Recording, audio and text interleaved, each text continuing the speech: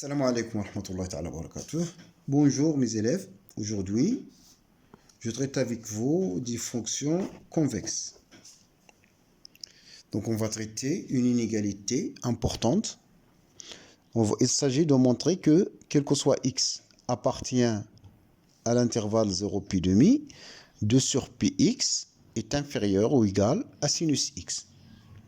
Donc on va utiliser un truc de convexité. Donc, je vous rappelle qu'une fonction convexe, c'est une fonction qui a une courbe comme ça, sous cette forme. Et apparemment, si une fonction est convexe, elle est au-dessus de toutes ces cordes. Et s'il est concave, donc une fonction convexe, elle a cette forme. Elle est au-dessous de toutes ces cordes. Par exemple, donc, pour nous, on ne va pas appliquer la position de la corde par rapport à la courbe pour la fonction ici, sinus. Par exemple, on pose g de t est égal à sinus t. G est deux fois dérivable. Et deux fois dérivable sur notre intervalle 0 pi demi. La dérivée seconde, g seconde de t. La première dérivée, c'est cosinus. La deuxième dérivée, c'est moins sinus t. Elle est négative. Donc, notre fonction moins g, la fonction h est égale à moins g, est bien convexe.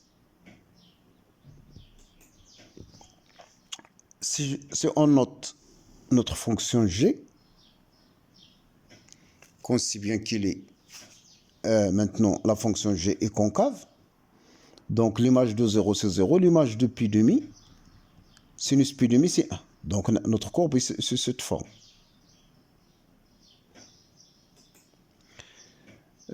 G' c'est cosinus, donc en 1. Donc notre fonction g est comme ça. Donc il est au-dessus de ces tangentes, puisqu'il est concave. Donc la courbe est concave, la fonction est concave, donc sa courbe, il est au-dessus de sa corde. Donc je dois donc évaluer c'est quoi l'équation de la corde. Donc la corde, en fait la corde c'est quelque chose de linéaire. Donc la corde, je considère ce morceau-là, il a pour équation, je l'appelle phi de t est égal à une constante k fois t plus b, mais il passe par l'origine, le b égale à 0. Mais phi de pi sur 2, ça par ça c'est 1. Ça entraîne que k, la constante k, ça vaut combien? Donc k fois pi sur 2 égale à 1, ça veut dire 2 sur pi. Donc l'équation de la corde, il a alors phi de t égale à 2 sur pi fois t. Mais là, par rapport à la position, donc quel que soit t appartient à 0 pi demi, sur cette zone-là, phi de t, elle est inférieure à la fonction g de t qui est concave. C'est-à-dire 2 sur pt est inférieur à sinus t. Donc,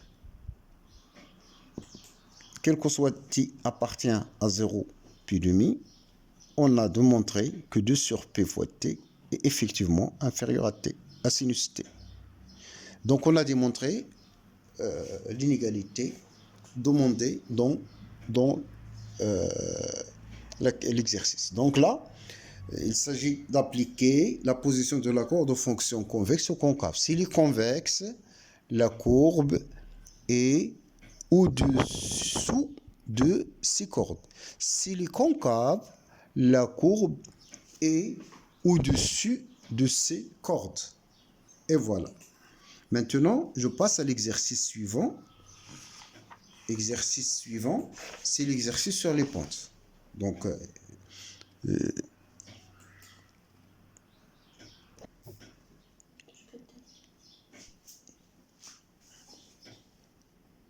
Maintenant, je passe à l'exercice suivant, c'est l'exercice 2.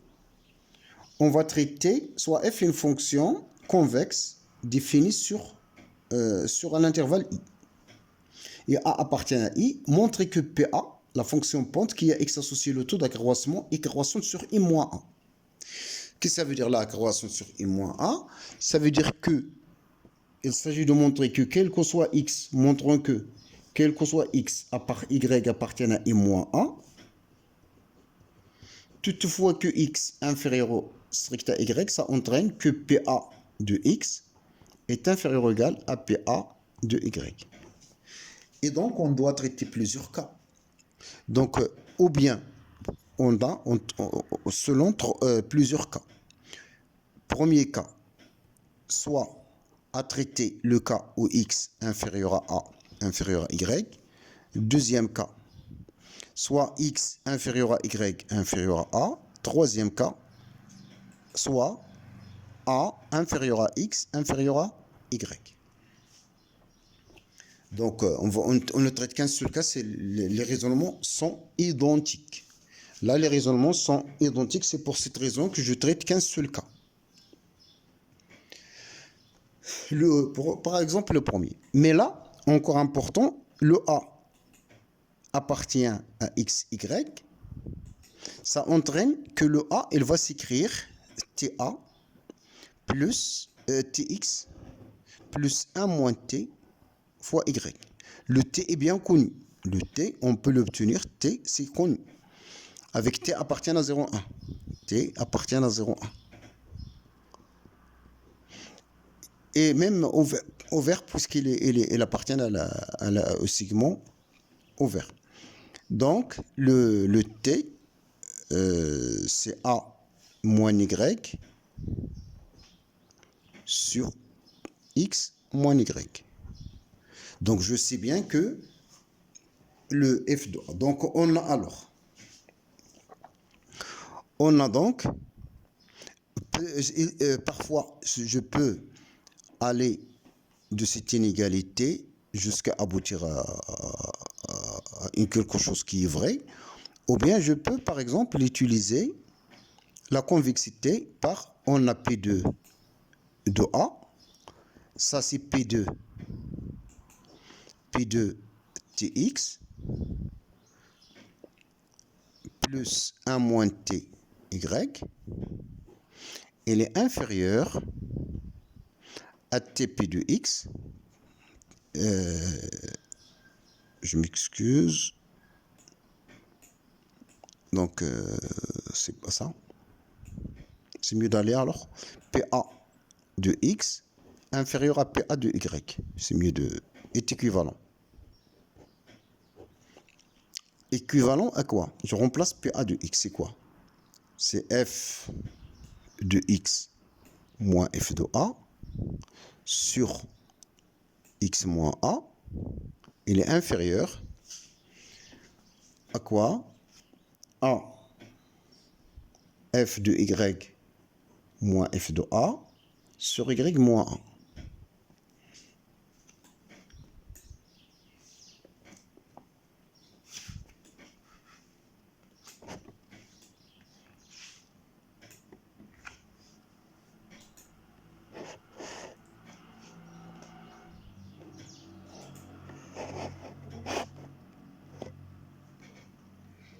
Donc, je peux aller loin de ça. J'ai y moins a, selon cette écriture, y moins a est positif.